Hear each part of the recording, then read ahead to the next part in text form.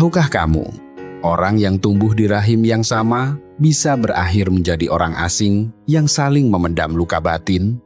Kita seringkali diajarkan bahwa keluarga adalah tempat pertama kita belajar tentang cinta dan kebersamaan. Namun, kenyataannya tidak selalu seindah kutipan di buku motivasi. Banyak dari kita yang hidup berdampingan dengan saudara kandung, berbagi atap yang sama, meja makan yang sama, bahkan mungkin kamar tidur yang sama di masa kecil, tetapi kini terasa seolah dipisahkan oleh lautan tak kasat mata. Jarak ini bukan terjadi dalam semalam, melainkan sebuah proses perlahan di mana dua manusia yang seharusnya paling saling mengerti justru menjadi dua sosok asing di bawah satu atap. Mari kita selami fenomena ini lebih dalam.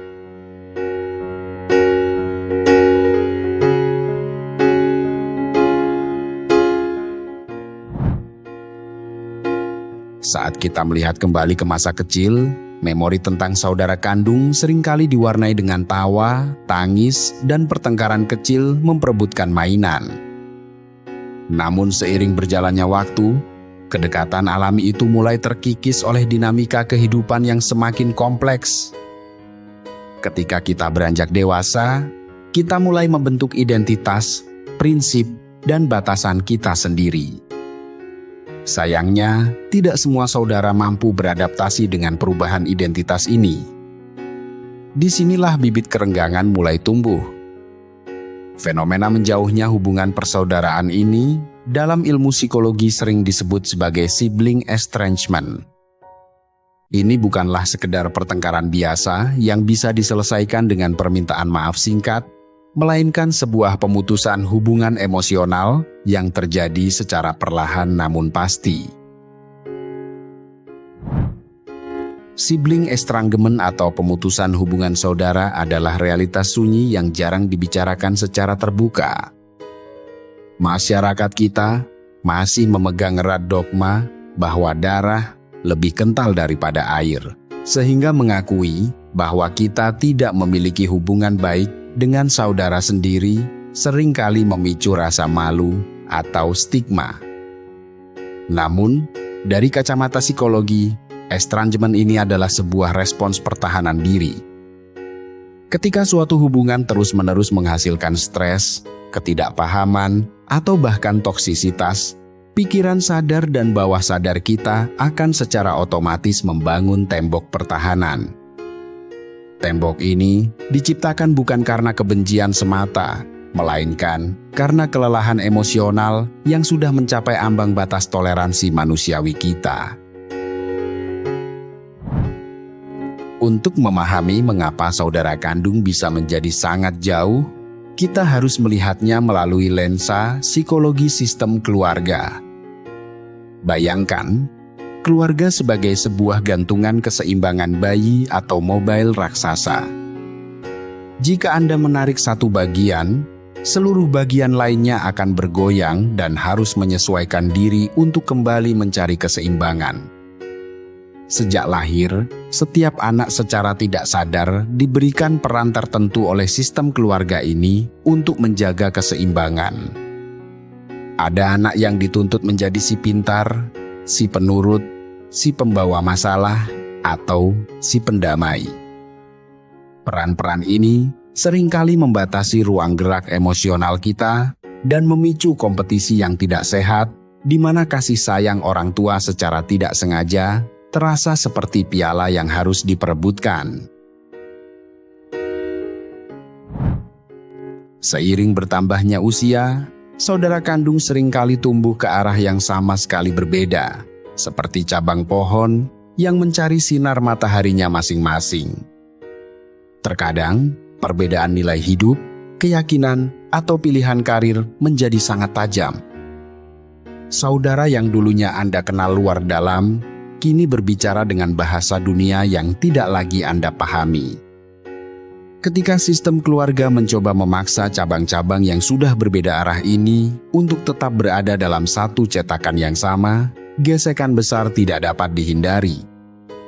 Seringkali, konflik terberat bukan berasal dari perbedaan itu sendiri, melainkan dari ketidakmampuan sistem keluarga untuk menerima bahwa anak-anak mereka telah berevolusi menjadi individu yang sama sekali otonom.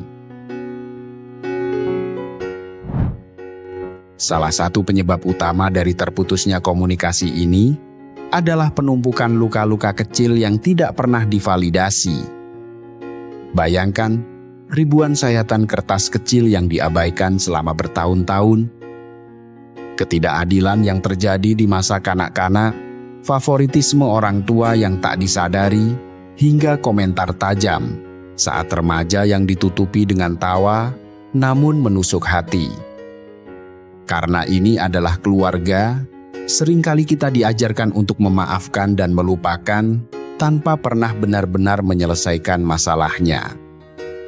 Emosi yang ditekan ini tidak hilang, ia hanya bersembunyi di sudut gelap pikiran kita, berfermentasi menjadi kebencian pasif yang akhirnya meledak dalam bentuk keheningan yang membekukan.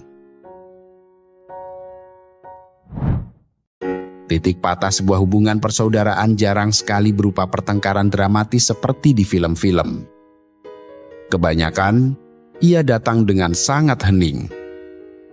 Mungkin itu terjadi setelah sebuah panggilan telepon yang kembali diisi dengan kritik yang merendahkan, atau saat sebuah acara keluarga kembali memicu rasa tidak berharga yang sama seperti 20 tahun lalu. Pada titik itu, ada sebuah kesadaran yang dingin dan rasional bahwa menjaga jarak adalah satu-satunya cara untuk menyelamatkan kewarasan diri. Pemutusan hubungan seringkali bukan tindakan agresi, melainkan tindakan perlindungan diri yang radikal. Seseorang memilih untuk menjadi asing demi melindungi sisa-sisa kedamaian batinnya.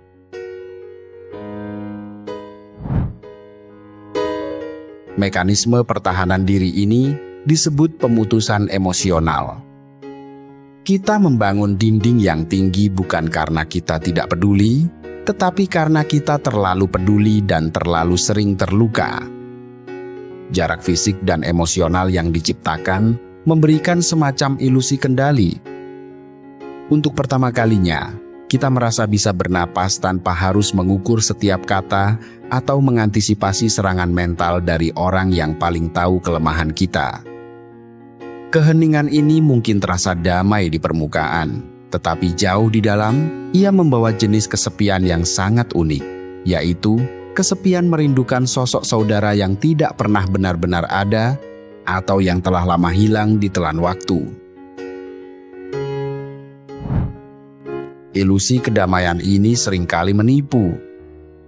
Di satu sisi, kita menjalani hidup dengan sangat produktif. Kita mungkin sukses dalam karir, memiliki pasangan yang mendukung, dan membangun keluarga kecil yang bahagia. Namun di sudut hati terdalam, ketidakhadiran saudara kandung ini menciptakan lubang kecil yang terus berdenyut, terutama saat momen liburan atau perayaan besar tiba. Kita menjadi ahli dalam mengalihkan perhatian, menenggelamkan diri dalam pekerjaan atau hobi demi menghindari pertanyaan sederhana dari orang lain tentang kabar saudara kita. Menjawab bahwa kita tidak tahu kabar mereka memberikan sengatan rasa bersalah yang tidak bisa dijelaskan dengan logika.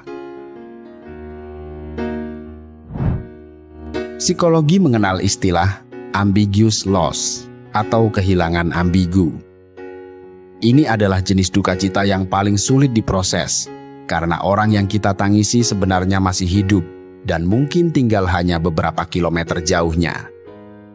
Tidak ada pemakaman, tidak ada ritual duka yang bisa kita lakukan untuk mendapatkan penutupan atau closure. Kita berduka atas hubungan yang seharusnya bisa terjadi, atas kenangan masa depan yang tidak akan pernah tercipta, dan atas versi saudara kita yang kita harapkan bisa mengerti kita. Kehilangan tanpa kejelasan ini membuat banyak orang terjebak dalam siklus harapan dan kekecewaan yang melelahkan selama bertahun-tahun. Di tengah rasa duka yang ambigu ini, kita masih harus menghadapi tekanan dari masyarakat. Lingkungan sosial seringkali bertindak sebagai detektif moral yang dengan mudah menghakimi bahwa memutus tali persaudaraan adalah dosa besar atau tanda ketidakdewasaan. Nasihat-nasihat usang seperti mengalahlah karena dia darah dagingmu seringkali dilemparkan tanpa pemahaman sedikit pun tentang kompleksitas trauma yang terjadi di balik pintu rumah. Stigma ini seringkali memaksa kita untuk kembali ke dalam hubungan toksik hanya demi memenuhi ekspektasi sosial yang pada akhirnya hanya merobek kembali luka lama yang sedang susah payah kita jahit.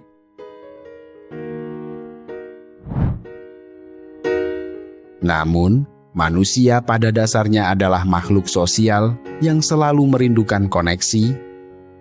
Sedalam apapun jarak yang memisahkan, seringkali ada bisikan kecil di malam hari yang bertanya, apakah hubungan ini masih bisa diselamatkan?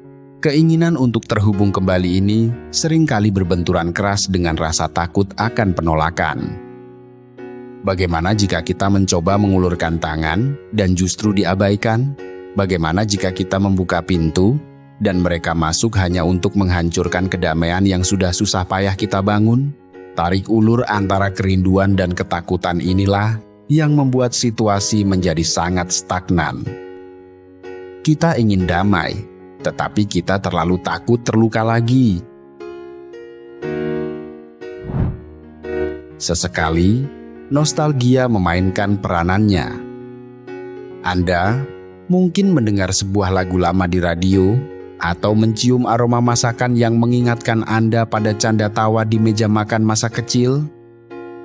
Momen-momen ini menyadarkan kita bahwa di antara tumpukan luka dan amarah, pernah ada cinta dan kebersamaan yang nyata. Kenangan baik ini adalah bukti bahwa hubungan tersebut pernah memiliki dasar yang kuat. Nostalgia ini bisa menjadi jangkar emosional yang mengingatkan kita mengapa hubungan ini mungkin masih berharga untuk diselamatkan atau setidaknya diikhlaskan dengan cara yang lebih bermartabat, bukan dengan kebencian yang menggerogoti.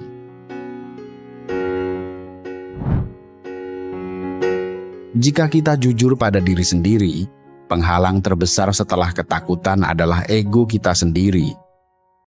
Ada kebanggaan dalam merasa bahwa kita adalah pihak yang benar, pihak yang disakiti, dan pihak yang berhak menerima permintaan maaf. Kita menempatkan diri kita di menara moral yang tinggi dan menunggu pihak lain untuk merangkak naik dan memohon pengampunan. Namun, dalam psikologi sistem keluarga, jarang sekali ada satu penjahat tunggal dan satu korban yang suci bersih.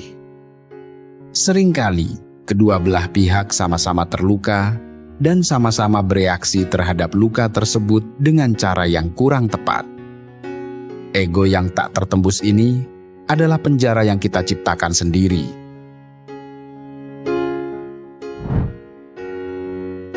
Langkah pertama menuju kebebasan emosional adalah memiliki keberanian untuk melihat ke dalam diri sendiri. Ini membutuhkan kerendahan hati yang luar biasa untuk bertanya, apa peran saya dalam dinamika yang rusak ini?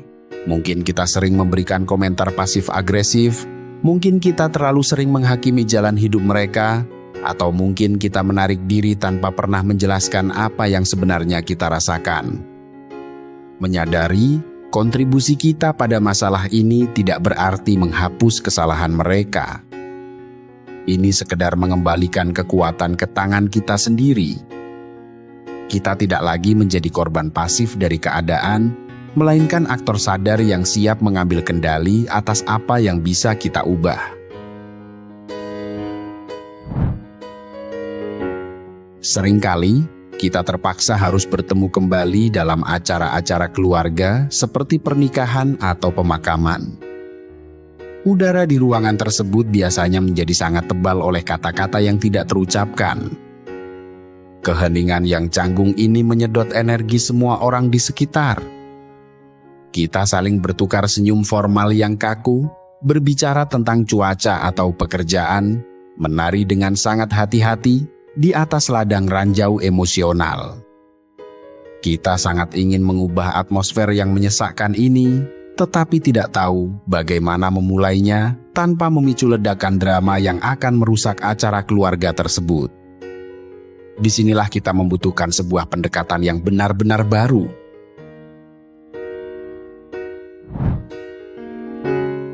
Ilmu psikologi modern menyarankan sebuah metode yang disebut intervensi kecil atau microbeats for connection. Daripada mencoba menyelesaikan konflik puluhan tahun dalam satu percakapan besar yang menguras emosi, cobalah untuk meruntuhkan keheningan dengan satu tindakan kecil yang tidak memicu tekanan. Ini bukanlah momen dramatis di mana Anda menangis dan saling berpelukan memohon ampun. Ini adalah tentang membuka sedikit saja celah di pintu yang sudah lama terkunci. Sebuah intervensi kecil harus bersifat netral, aman, dan sama sekali tidak membahas luka masa lalu. Ini adalah jembatan rapuh yang sedang kita coba bangun, satu batu bata kecil dalam satu waktu. Kunci keberhasilan dari intervensi kecil ini adalah melepaskan semua ekspektasi. Anda harus membuang jauh-jauh bayangan tentang permintaan maaf besar atau pembenaran atas rasa sakit Anda. Jika Anda mendekati mereka dengan harapan agar mereka akhirnya mengakui kesalahan mereka, Anda hanya menyiapkan diri Anda sendiri untuk kembali kecewa. Tujuan dari langkah kecil ini bukanlah untuk mendapatkan keadilan emosional, melainkan semata-mata untuk memecah keheningan yang canggung. Anda mengambil inisiatif untuk mengatakan bahwa meskipun ada sejarah buruk di antara kita, kita masih bisa berbagi udara yang sama di ruangan ini tanpa rasa permusuhan yang menyiksa. Bagaimana bentuk nyata dari intervensi kecil ini? Bisa jadi sesederhana mengirimkan satu pesan teks di hari ulang tahun mereka dengan kalimat netral yang tulus tanpa embel-embel drama. Bisa juga berupa senyuman tipis dan sapaan sopan saat tidak sengaja berpapasan di lorong saat acara keluarga. Atau mungkin meneruskan sebuah artikel tentang hobi lama yang Anda tahu masih mereka sukai, dengan pesan singkat bertuliskan, "Melihat ini dan teringat padamu, semoga kabarmu baik." Tindakan-tindakan ini seolah mengirimkan sinyal bendera putih yang mengatakan, "Saya tidak mengajak bertengkar, dan saya juga tidak menuntut keintiman segera. Saya hanya menyapamu sebagai sesama manusia." Ketika intervensi kecil ini diterima, langkah selanjutnya adalah menemukan lahan netral. Lahan netral adalah ruang interaksi baru di mana aturan lama keluarga tidak lagi berlaku. Anda tidak lagi berinteraksi sebagai si kakak yang bosi dan si adik yang pemberontak, melainkan sebagai dua orang dewasa yang saling menghargai. Di lahan netral ini, topik pembicaraan dibatasi pada hal-hal yang aman saat ini, menghindar dari mengungkit luka lama yang belum siap untuk dibuka. Ini adalah proses perkenalan ulang. Anda pada dasarnya sedang membangun hubungan dengan orang asing yang kebetulan membagikan DNA dan sejarah masa kecil yang sama dengan Anda. Tentu saja, hubungan yang baru ini mutlak membutuhkan batasan yang jelas dan tegas. Batasan bukanlah tembok untuk mengurung kasih sayang, melainkan pagar pelindung yang menjaga agar hubungan tersebut tetap sehat dan aman bagi kesehatan mental kedua belah pihak. Anda berhak menentukan seberapa dekat Anda ingin kembali terhubung, seberapa sering interaksi yang bisa Anda toleransi, dan perilaku apa yang tidak akan Anda terima lagi. Menariknya, dengan adanya batasan yang tegas dan konsisten ini, banyak orang menemukan bahwa mereka akhirnya bisa berinteraksi kembali dengan saudara kandung mereka tanpa memicu rasa cemas yang melumpuhkan seperti di masa lalu. Harus diakui, akan ada saat di mana intervensi kecil Anda mungkin diabaikan atau dibalas dengan sinis. Jika hal itu terjadi, tariklah napas dalam-dalam dan berikan diri Anda belas kasih. Anda telah melakukan bagian Anda dengan integritas dan niat yang baik. Kesembuhan sebuah hubungan membutuhkan partisipasi aktif dari dua belah pihak. Jika mereka belum siap membuka pintu, itu adalah perjalanan mereka yang harus Anda hargai, bukan sebuah kegagalan di pihak Anda. Penerimaan bahwa hubungan ini mungkin tidak akan pernah seperti keluarga ideal di televisi adalah sebuah bentuk kedamaian tersendiri. Anda melepaskan kendali atas apa yang tidak bisa Anda atur.